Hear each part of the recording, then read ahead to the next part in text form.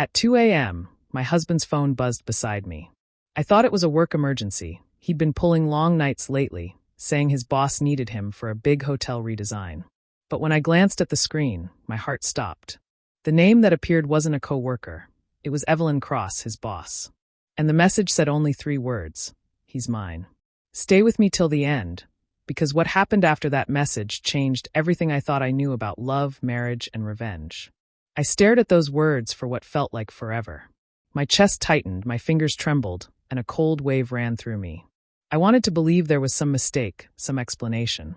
Tobias had always been ambitious, maybe even a little too eager to please his boss. But this wasn't about work. No boss texts their married employee, he's mine, at 2 in the morning. He was asleep beside me, breathing softly like he had no worries in the world. I turned my head to look at him. My husband of 7 years, the man who once promised I was his forever. His face looked peaceful, almost innocent, but that text made me see him differently. The trust one had for him cracked right then, like glass under pressure. I didn't wake him. I didn't throw his phone. I didn't even cry. Instead, I lay back down, staring at the ceiling, replaying every late-night meeting, every unanswered call, every time he'd come home smelling faintly of perfume that wasn't mine. My mind started connecting dots that I had ignored for months. When the sun rose, Tobias kissed my forehead like nothing had happened.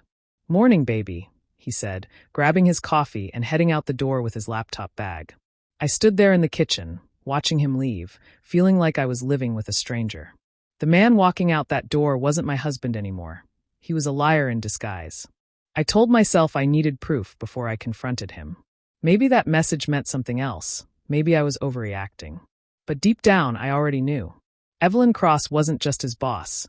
She was rich, powerful, the kind of woman who got what she wanted. And from that message, it was clear she wanted him. That day felt endless. Every sound of my phone made my heart race, but no new messages came. By the time Tobias got home, I had decided to play it calm. I smiled, asked how work was, cooked his favorite dinner, and acted like I hadn't seen a thing. He relaxed, laughed, told me Evelyn was demanding but brilliant. I nodded, pretending to listen while memorizing every word. But inside, something had shifted in me forever. That night, as I lay beside him again, I whispered to myself, "You can have him, Evelyn. But you'll regret it."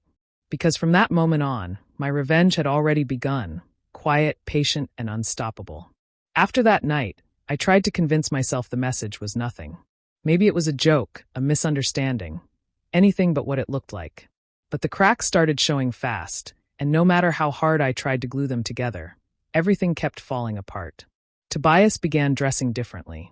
He started wearing cologne I'd never seen before, his shirts crisp, his shoes shining like he had something to prove. He said he wanted to look professional, but I'd never seen him this polished in 7 years of marriage. He started leaving earlier for work too, claiming he had early meetings. And at night, he'd stay out later, blaming deadlines and client emergencies. What bothered me most wasn't the hours. It was the way he acted when he got home. He'd go straight to the shower, barely kiss me, and keep his phone close, even when he slept. Once, I reached for it to check the time, and he jolted awake like I'd touched fire. "Don't mess with my phone," he snapped, then quickly apologized, saying he was stressed from work. But I knew better. A man with nothing to hide doesn't guard his phone like it's gold. I tried talking to him one evening. "You've been distant lately," I said softly. "Are we okay?" He smiled, but it didn't reach his eyes. "Of course, baby. Just busy. You know how Evelyn is, she expects perfection." He kissed my forehead and changed the subject. His charm used to calm me, but now it just made me sick. A few days later, I met my sister Janelle for brunch. She was scrolling through her phone when she looked up and said, "Malaya, don't freak out, but I think I saw Tobias's car last week near Uptown." I smiled, thinking she meant near his office. But she shook her head. "No, honey. It was parked outside the Lux condos, where Evelyn Cross lives." My stomach dropped. I tried to laugh it off, but Janelle's face was serious. "I didn't want to say anything," she added gently, "but it didn't look like work business." The rest of brunch passed in silence. I barely touched my food. My hands wouldn't stop shaking as I gripped my coffee cup. Janelle's words echoed in my head the entire drive home. Tobias's car at Evelyn's condo. There was no more pretending now. That night, after Tobias fell asleep, I sat on the edge of the bed with his phone in my hand. My heart was pounding, but I couldn't stop. I opened his call log, scrolling through the names. And there it was, Evelyn Cross. 17 times. 17 calls in 1 week. Some late at night. Some during work hours. My chest tightened, but I didn't cry. Not yet. I just sat there in the glow of his screen, the truth burning through my denial. Every beep, every text, every lie, it was all unraveling. And I knew the life I thought I had with Tobias was already gone. It happened on a Tuesday morning, quiet and ordinary. The kind of morning that fools you into thinking everything's fine. Tobias rushed out for work, half-dressed and muttering about being late. He grabbed his keys, his laptop bag, and in his hurry, he left something behind, his phone. At first, I just stared at it lying on the kitchen counter, screen face down. My stomach twisted. I told myself not to touch it, that it wasn't worth lowering myself. But curiosity and pain are dangerous together. My hands moved before my heart could stop them. I picked it up. The screen lit up. A text from Evelyn Cross sat right there, unread. My pulse thudded in my ears as I opened it. "Don't forget our song tonight," it said, followed by a heart emoji. My throat went dry. I opened their chat, and my world split open. There were hundreds of messages, weeks, maybe months of conversations. She called him my peace, my man, my morning reason. And he replied with words I thought were mine. "You keep me sane," he'd written. "You make me feel alive." Then I saw one message that nearly made me drop the phone. "She can keep the ring, but you're already mine." That line hit me like a punch to the chest. Every laugh we'd shared, every promise he'd made, it all felt like a lie now. I wanted to scream, to throw the phone at the wall, but I didn't. Instead, I stood perfectly still, breathing through the ache until it hardened into something colder. I scrolled through photos next. Pictures of Tobias and Evelyn in restaurants, smiling like a couple in love. One of her hand on his chest. Another of them in a hotel room mirror. My fingers trembled, but my face stayed blank. Tears would have given him power. I wasn't going to give him that anymore. Then, something inside me shifted. I realized I was done being the naive wife waiting for answers. If Tobias could lie that easily, I could learn to be just as calm, and twice as smart. I opened my laptop and created a new email address under a name he'd never recognize. Then, one by one, I started forwarding everything. Screenshots of texts, photos, call logs, even receipts from hotel bookings Evelyn had sent him. My hand stopped shaking as I worked. I felt steady, focused. When I was done, I locked his phone, placed it exactly where he'd left it, and wiped my tears before they could fall. Tobias came home later, kissed my cheek, and thanked me for making dinner, never realizing I already held the proof of everything he'd done. That night, as he slept peacefully beside me, I stared at the ceiling, calm and silent. The old Malaya would have begged for the truth. The new Malaya didn't need to. She already had it, and she was going to use it. The next morning, I decided to play my part. If Tobias wanted a perfect wife, I'd give him one. I woke up early, cooked his favorite breakfast, ironed his shirts, and smiled like everything was normal. My voice was soft, my tone patient. I kissed him goodbye and told him to have a great day. He looked relieved, even a little smug, as if the tension between us had just disappeared. Inside, though, I was a storm holding itself together. I wanted to scream every truth I knew. But instead, I smiled, watched him leave, and closed the door behind him. The moment his car drove off, my smile vanished. The first rule of revenge is simple. Never let them see you coming. Tobias thought I was calm because I believed his lies. He had no idea that behind every kind word and every quiet dinner, I was collecting the pieces of his downfall. I started with the small things. When he left for work, I went through his drawers, his briefcase, and the old laptop he hadn't used in months. I didn't have to look long before I found something. Bank receipts tucked inside a folder marked work expenses. At first glance, they looked normal. But the sender's name caught my eye, Cross Interiors, Evelyn's company. The transfers were labeled as consulting fees, paid directly into Tobias's personal account. That made no sense. He wasn't an outside consultant. He was a full-time employee. And those payments, they didn't match his salary schedule. I sat at my desk, opened my own spreadsheet, and started cross-checking everything. Old habits die hard. Before Tobias met me, I'd worked as an accountant for a construction firm. I knew how money should move, and how it shouldn't. Within an hour, I spotted the pattern.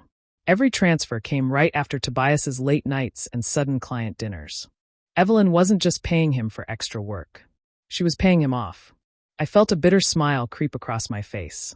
Tobias thought he was clever, hiding behind fake invoices and romantic lies. But his arrogance made him sloppy. I printed copies of every receipt, scanned them into my secure folder, and stored them under a coded name. That evening, I made dinner, played music, and laughed at his jokes. He looked relaxed for the first time in weeks. "See, babe," he said between bites. "We're good again." I nodded, pretending to agree, but I was watching him carefully. The way he talked, the way he smiled, it was all surface. When he went to shower, I checked his briefcase again. Another receipt. Another fee.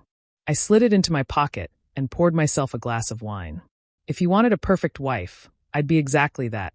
Perfectly quiet, perfectly composed, and perfectly dangerous. He thought my silence meant forgiveness, but what he didn't know was that my silence meant planning. And soon, every fake invoice he hid would be the rope he used to hang himself. I walked into Cross Interiors dressed in confidence and quiet rage. My hair was sleek, my makeup sharp, and I wore a cream blazer that screamed money. If Evelyn Cross thought she was the only one who could play powerful, she was about to meet her match.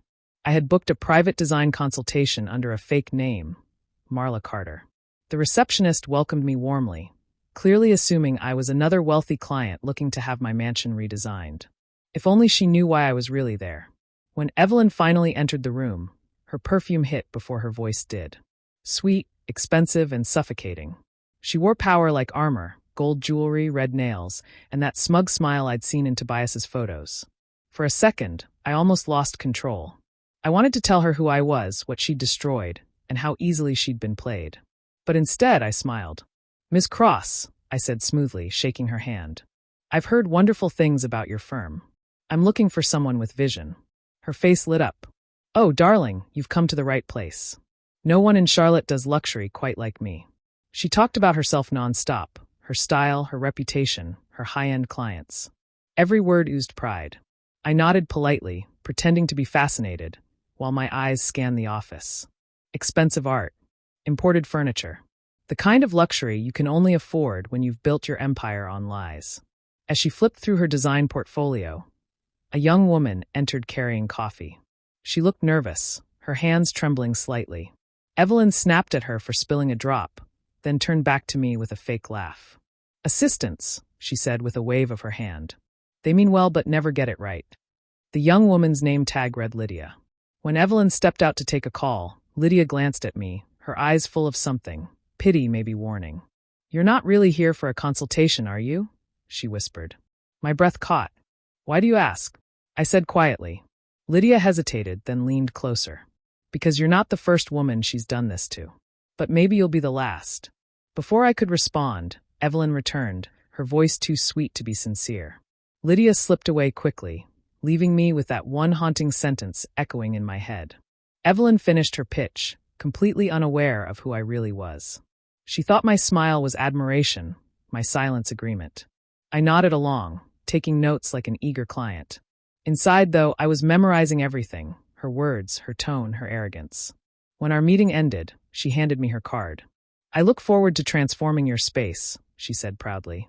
I smiled back, holding her gaze. "Oh, Ms. Cross," I replied softly. "You already have." As I walked out of her office, my heels clicking against the marble floor, I felt something shift inside me. She thought she'd just met another fan. She had no idea she'd just shaken hands with her downfall. After that meeting, my mind was made up. I'd seen enough of Evelyn Cross to understand one thing. Her empire wasn't just built on charm and talent. It was built on lies. Every inch of that glossy perfection she showed the world hid something rotten underneath. And I was going to expose it. I started my research quietly, methodically, the way I used to handle audits in my old accounting job.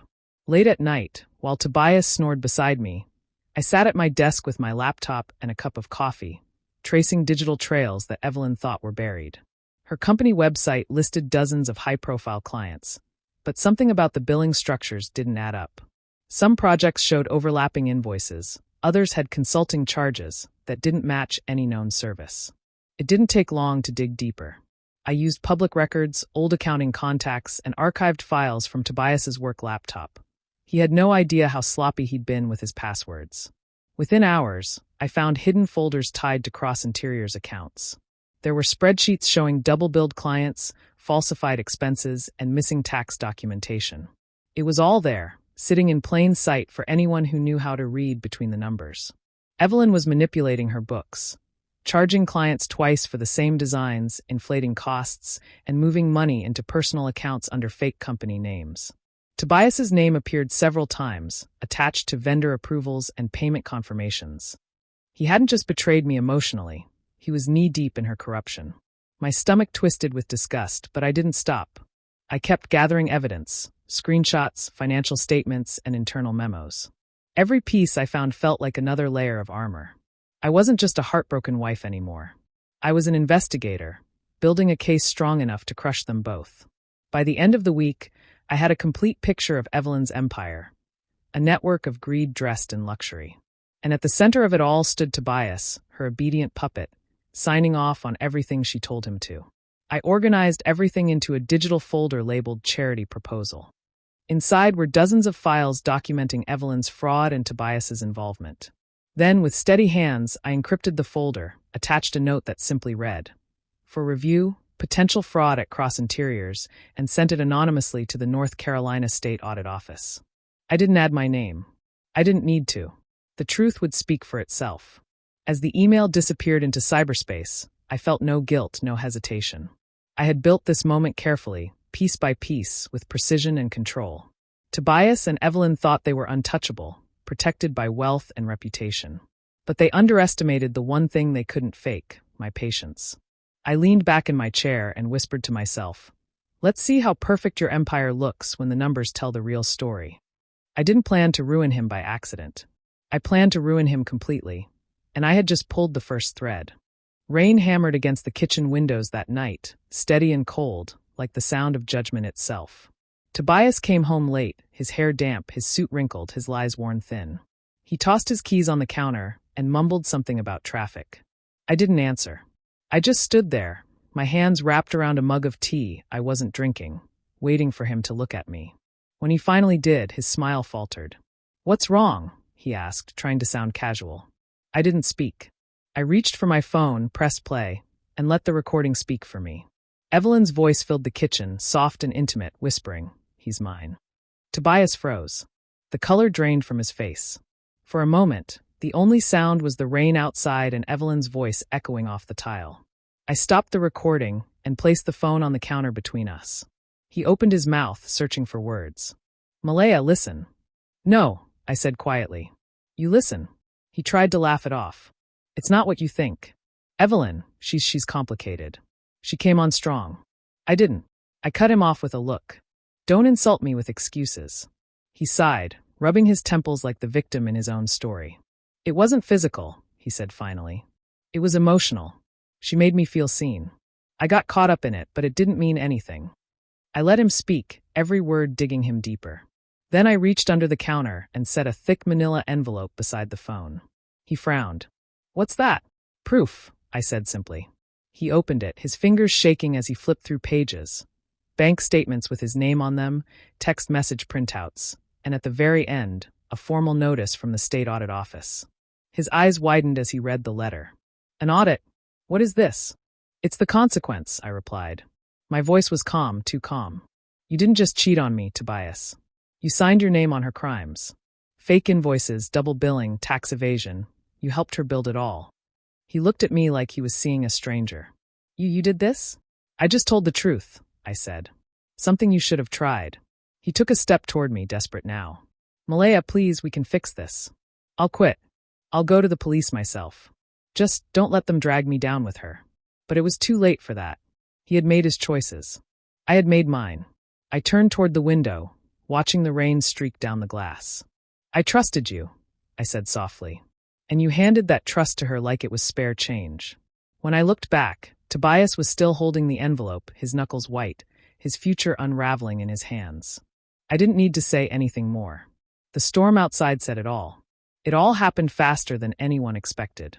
2 weeks after that night in the kitchen, sirens and flashing lights filled the street outside Cross Interiors.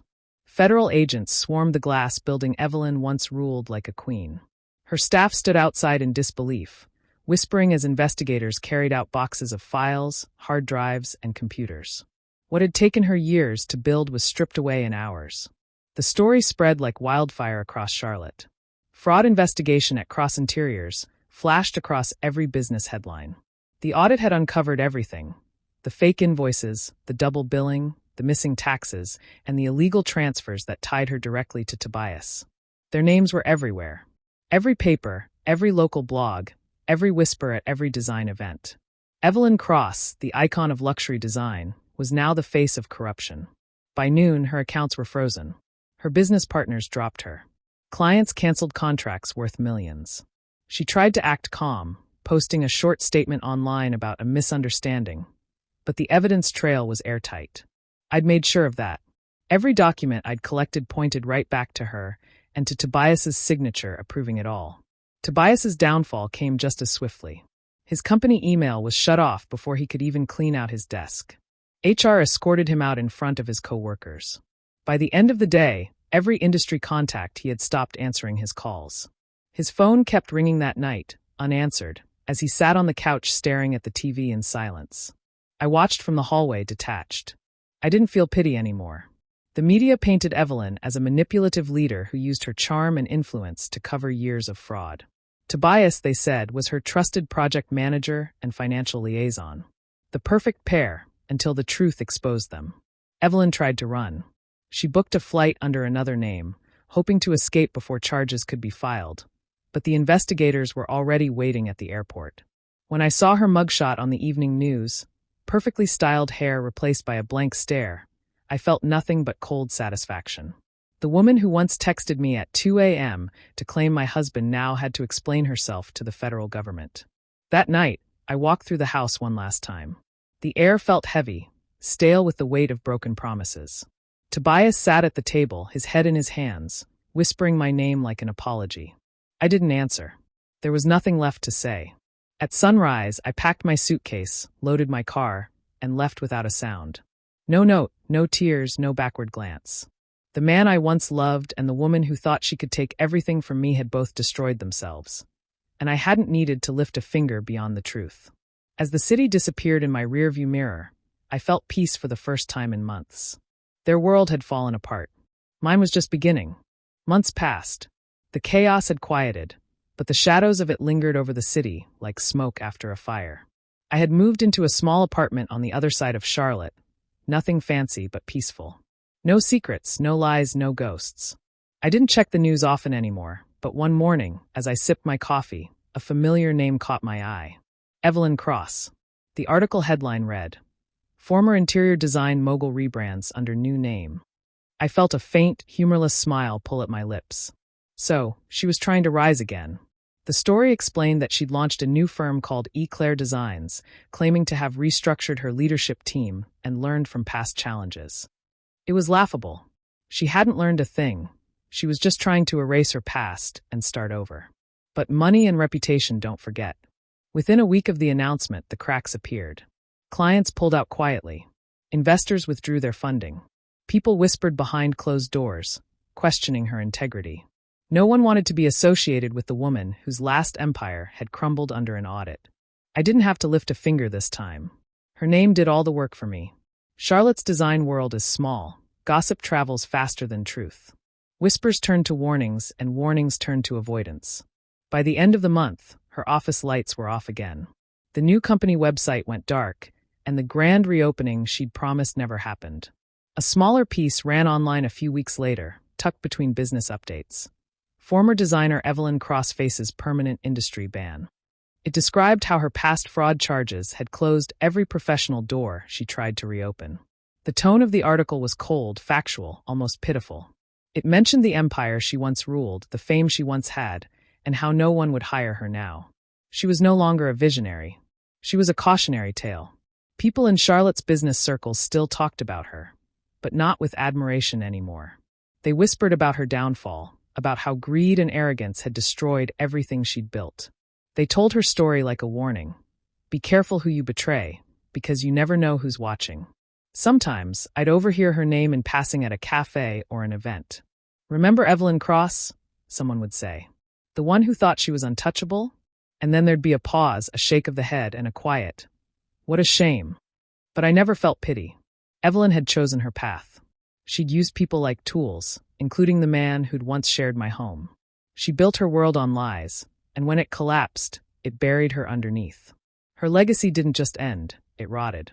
Every story told about her now carried the same moral: that no matter how high you climb on deceit, the fall will always come. And when it does, it's never silent. It's final. The building stood empty, its windows boarded, its once golden logo scraped off the glass like a bad memory. Rain streaked down the dark walls where the words cross interiors used to shimmer in pride. Now, it was just silence, a hollow shell of ambition and deceit. Malaya stood across the street, umbrella in hand, watching as a for lease sign flapped in the cold wind. The world Evelyn Cross had built was gone, stripped bare brick by brick. Malaya didn't smile, didn't gloat. She simply breathed in, letting the rain soak the pain and betrayal that had lived inside her for too long. Her phone buzzed in her pocket. She didn't have to look at the screen to know who it was. Tobias. He had called several times in the past few weeks, each time with the same message. Regret. Apologies. Pleas for forgiveness. Once, he'd left a voicemail saying, "I lost everything, Malaya. You're the only one who ever believed in me." But Malaya had nothing left to say. She let the phone ring, its sound fading under the rhythm of the rain. Tobias had made his choices. So had she. She turned away from the abandoned building and walked toward her car parked at the corner. The back seat was filled with samples of fabric, sketchbooks, and a new business brochure. One that bore her maiden name in elegant gold letters, Malaya Carter Designs.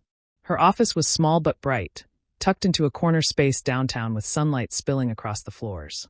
Her first clients weren't big names, but they trusted her. They came for her honesty, her passion, her eye for beauty that wasn't bought with lies. Every project she took reminded her that she didn't need Tobias or Evelyn to define her. She rebuilt quietly and steadily. No press releases, no revenge speeches, no public humiliation. Her victory was in her peace. Her work spoke for her, and the people who once whispered Evelyn's name now spoke Malaya's, with respect. One afternoon, while unpacking swatches, she caught her reflection in the studio window. The woman staring back wasn't the same one who had once woken at 2 a.m. to see a message that shattered her world. This woman had found something stronger than revenge, clarity. She didn't need Evelyn's apology or Tobias's regret. Their silence was enough. Their downfall had already written the ending she deserved. Before locking up for the evening, she placed a small plant on the window sill, a symbol of growth and new beginnings.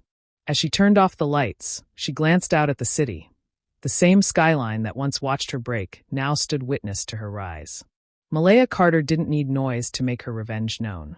Her silence was sharper, her success louder. Evelyn had wanted to claim what was hers, but in the end, it was Malaya who stood unshaken, building her own legacy from the ashes of theirs. Do you think Malaya made the right choice by walking away in silence instead of confronting them again? Or should she have given Tobias one last chance to explain himself? Tell me your thoughts down below. I'd really love to hear them.